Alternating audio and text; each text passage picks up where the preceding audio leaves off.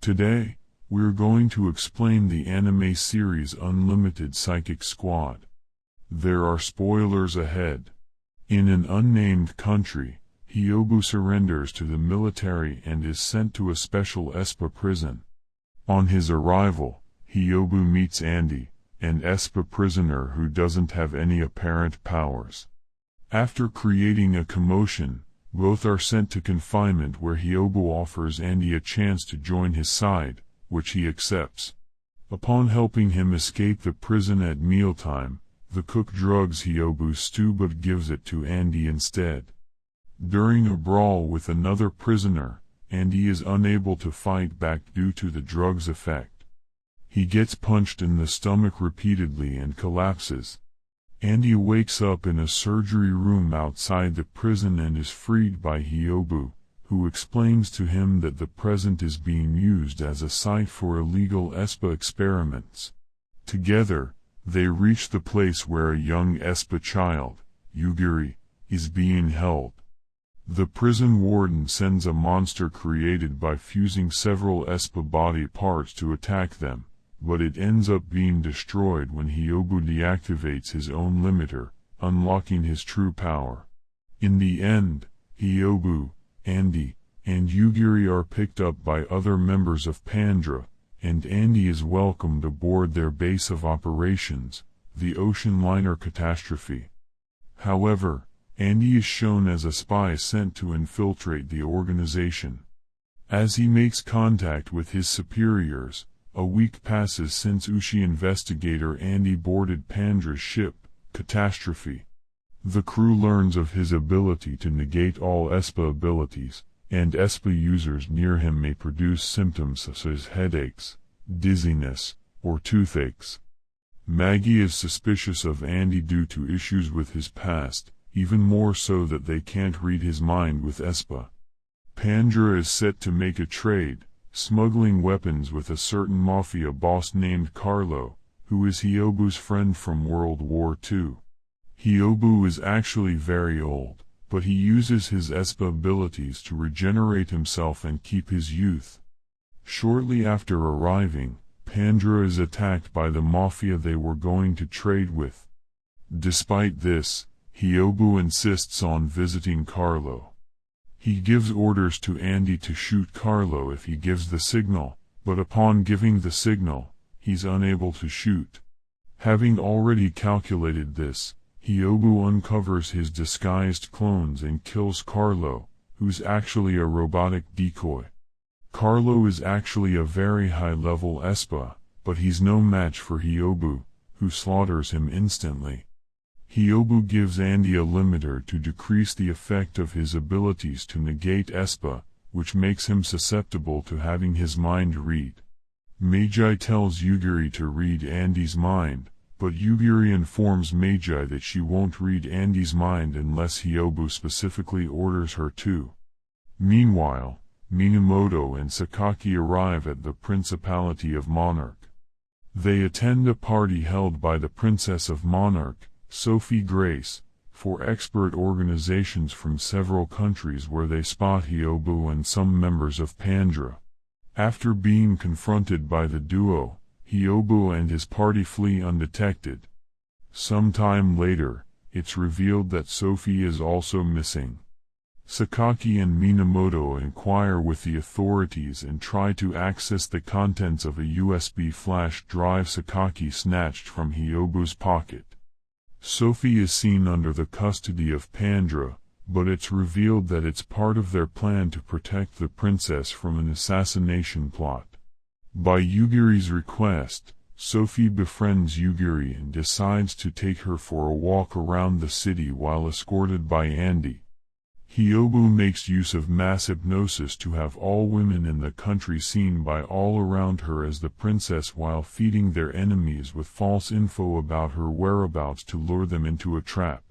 Meanwhile, Sophie and Yugiri come across an abandoned orphanage where the princess remembers that she has met her before as one of the orphans being raised there before disappearing mysteriously.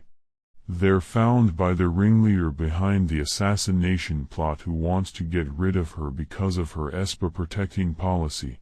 But Minamoto, having previously deduced the enemy's identity upon analyzing the files, brings the police with him. Soon after, the criminal shoots at Sophie, but she's protected by Andy, who takes the hit on his shoulder, and Hyobu disarms him before he's arrested. Sophie offers herself to take care of Yugiri, but she'd rather keep living with Hyobu and the others instead, and bids farewell to her. As the catastrophe approaches the coast of Japan, Andy is searching the ship under his superior's order when it's attacked by the members of Barbell, who send the children to infiltrate it.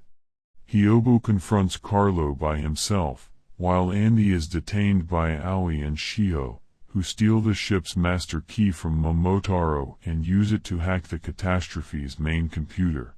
Once regrouped, the members of Pandra start a counterattack, with Andy subduing Fuyiko with his second ESPA power, the ability to temporarily neutralize the powers of someone he touches, and destroying the hack's control, while the rest of the group distracts the children in a last effort to capture the catastrophe. Carlo, Aoi, and Shio combine their powers with their limiter's triple boost feature to restrain it, but they're repelled by Hyobu when he unlocks his own limiter, giving them the chance to escape. As Minamoto comforts the girls who are inconsolable for letting Hyobu escape, he ponders with Fuyiko about an ominous precognition they learned regarding him. With the catastrophe undergoing repairs after their clash with the children, Andy is tasked by Magi, Momiji, and Yo to accompany Yugiri as they're summoned back.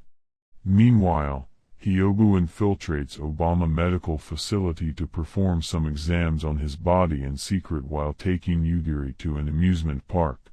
He's approached by Minamoto and Fuyiko, who reveal to him that they know he's a spy under the U.S. government infiltrated on Pandra, and ask for his cooperation to apprehend them. As Sakaki keeps watching Yugiri, who's exposed as an ESPA after she uses her powers to help a lost boy, feeling herself rejected by those around her, a desperate Yugiri loses control over her powers, igniting a disastrous hypnotic trance that's contained when Andy comes to help her. Soon after, their companions appear and bring them to safety. Back at the catastrophe, a birthday party is held for Hyobu, who hides from them with the results of the exam he made, which indicate that he doesn't have much time left. As Andy reminisces about when he was recruited by the U.S. government, he's informed by his superiors that the time has come for him to finish his assignment.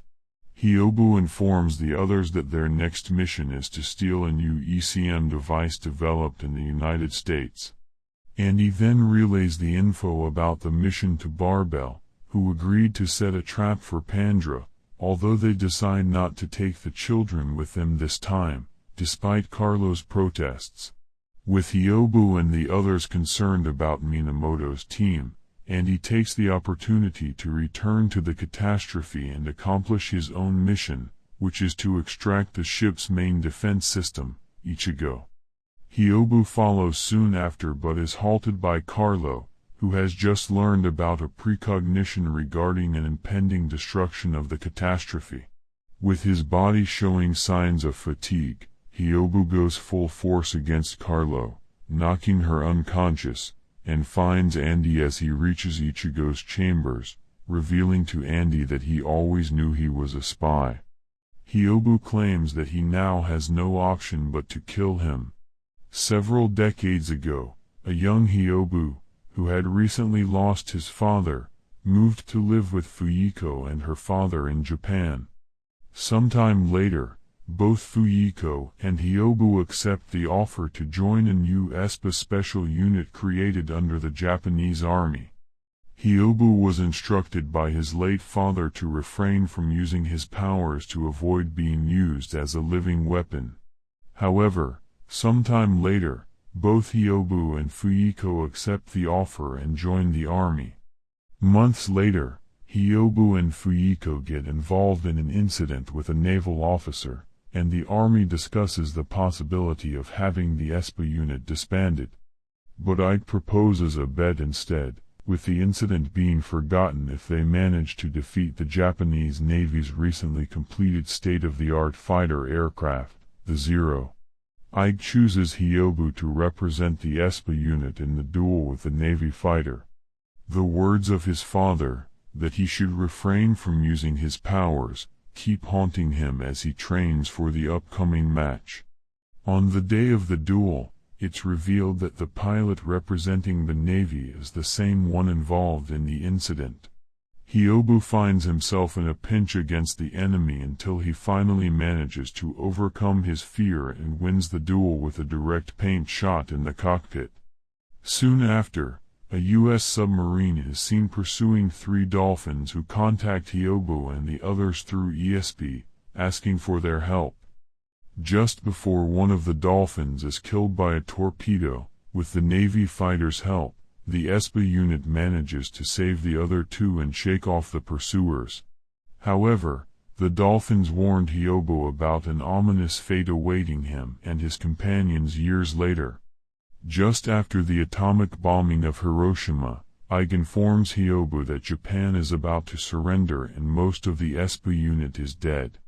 However, by using the brain of Ichigo, one of the dolphins, Ike has a precognition that Hyobu will bring destruction to the world in the future and decides to dispose of him.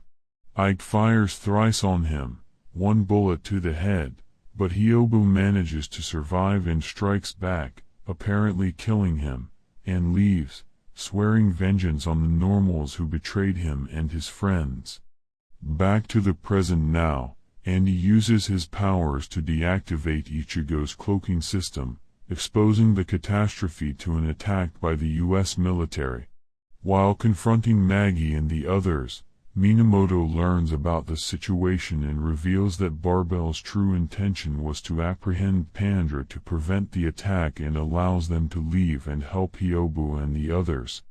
With Hyobu busy confronting dozens of combat drones sent by the U.S. Army, the task force invades the ship and captures Yugiri. Hyobu tries to stop them from taking her away, but his superior shoots him instead and leaves with both Yugiri and Ichigo in his possession. Hyobu awakens soon after to find he's unscathed, as his limiter stopped the bullet.